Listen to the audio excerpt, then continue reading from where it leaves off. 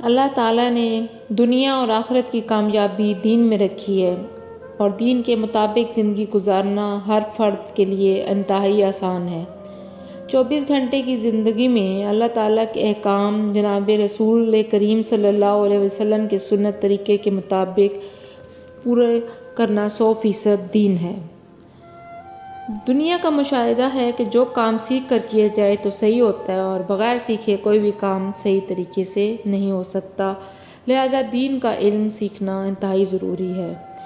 اس میں ایک بات یہ بھی کہی جاتی ہے کہ ماں کی گود سے لے کر گور تک مطلب قبر تک جانے تک تعلیم کا سلسلہ سیکھنے کا سلسلہ جاری رہتا ہے۔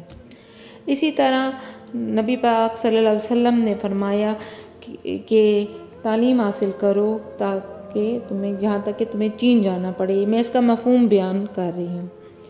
اسی طرح بڑی خوش نصیبی ہے دن رات کے اوقات میں سے کچھ وقت فارغ کر کے روزانہ کے لیے کوئی اللہ کے احکامات کو بیان کرنا، دین کی سمجھ پیدا کرنا ہمارے لیے بہت ضروری ہے۔ اللہ تعالیٰ نے دنیا اور آخرت دونوں کی کامیابی کے لیے دین کو بہت آسان بنایا ہے۔ اس کے مطابق زندگی گزار کر امت کا ہر فرد دونوں جہاں کی زندگی کو خوشگوار بنا سکتا ہے۔ نبی پاک صلی اللہ علیہ وسلم نے فرمایا، میری امت خیر پر رہے گی جب تک ان میں 2 نشے سوار نہ ہو جائیں، ایک عیش پسندی کا نشہ، دوسرا جہالت کا نشہ۔ آج امت میں چل پھر کر دیکھا جائے تو امت کے اکثر افراد ان 2 نشوں کا شکار ہیں۔ عیش پسندی کا نشہ اتنا سوار ہے کہ شریعت اور دین کی کوئی پرواہ نہیں، اور جہالت ایسی عام ہے کہ دین کیا ہے، ہم کون ہیں، ہماری ذمہ داریاں کیا ہیں، کچھ پتہ نہیں۔ اس کا ذمہ دار کون ہے؟ ہر دور میں علماء کرام اور امت کے پڑھنے والے حضرات اور اس کے مختلف طریقوں سے تحریریں اور تقریریں فکریں کیں تاکہ جہالت اور عیش پسندی سے نکل کر دین کی طرف آئے کہ دنیا میں چین و سکون نصیب ہو اور آخرت سنور جائے۔ اس میں ہمیں پتہ ہونا چاہیے کہ نبی پاک صلی اللہ علیہ وسلم کے معجزات کا علم ہو، یہ پتہ چلے کہ فرائض کیا ہیں، اہمیت کیا ہے، کتنے ضروری ہیں، سنت کا کیا درجہ ہے، نوافل کی کیا حیثیت ہے اور فضیلت ہے، کون کون سی چیزیں ایسی ہیں جس کا گناہ ہونا بتایا گیا ہے، اللہ تعالیٰ سے حضور اکرم صلی اللہ علیہ وسلم نے کون کون سی دعائیں مانگی، آخرت، قبر، جنت اور جہنم کے بارے میں پتہ چلے، بیماریوں کا قرآن کریم اور طب نبوی سے علاج، دعاؤں اور چیزوں کے ذریعے علاج، اور دین کو زندگی کے ہر شعبے میں لانے کے لیے قرآن کریم اور نبی پاک صلی اللہ علیہ وسلم کی جامع نصیحتیں دی گئی ہیں، ہمیں ان سے استفادہ کرنا چاہیے۔ اسی میں ہے کہ ایک فرض کے بارے میں ہے کہ اسلام کی بنیاد 5 چیزوں پر ہے۔ یہ بخاری کی حدیث ہے کہ اس بات کی گواہی دینا کہ اللہ کے علاوہ کوئی معبود نہیں اور محمد صلی اللہ علیہ وسلم اللہ کے رسول ہیں۔ نمبر 2، نماز ادا کرنا، زکوٰۃ دینا، حج کرنا، رمضان کے روزے رکھنا۔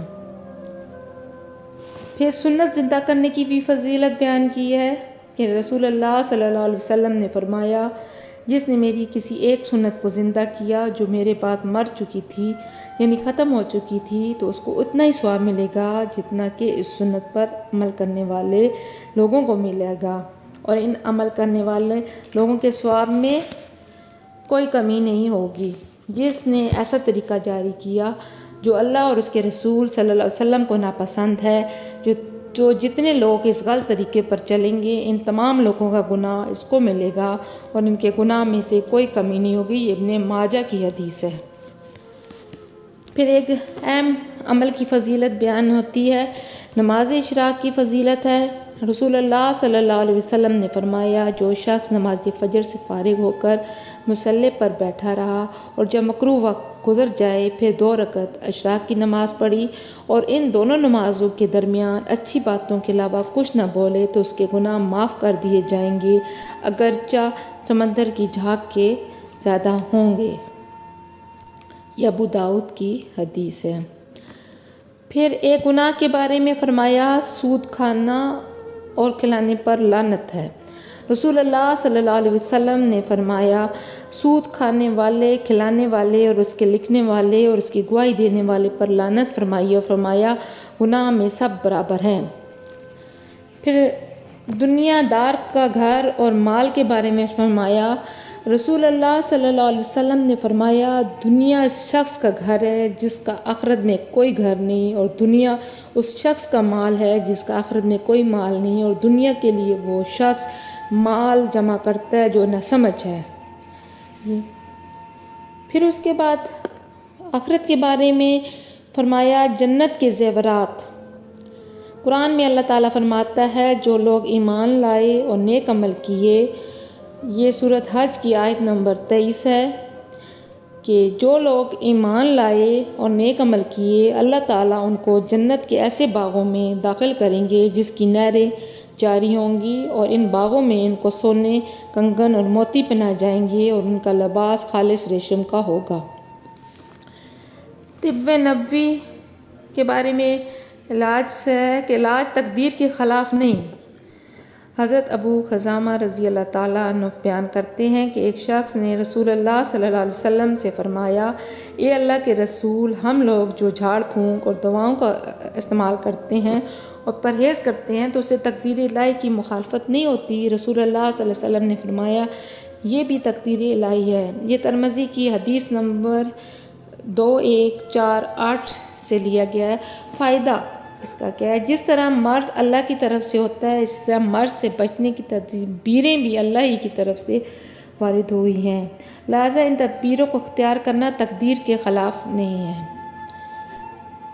پھر قرآن کی نصیحت۔ قرآن میں اللہ تعالیٰ فرماتا ہے اے انسانوں، تمہارے پاس تمہارے رب کی طرف سے ایسا قرآن آ چکا ہے جو برے کاموں سے روکنے کے لیے نصیحت ہے اور دلوں کی بیماریوں کے لیے شفا ہے اور ایمان والوں کے لیے ہدایت و رحمت ہے۔ یہ آیت سورۃ یونس کا 57 نمبر آیت کا ترجمہ ہے۔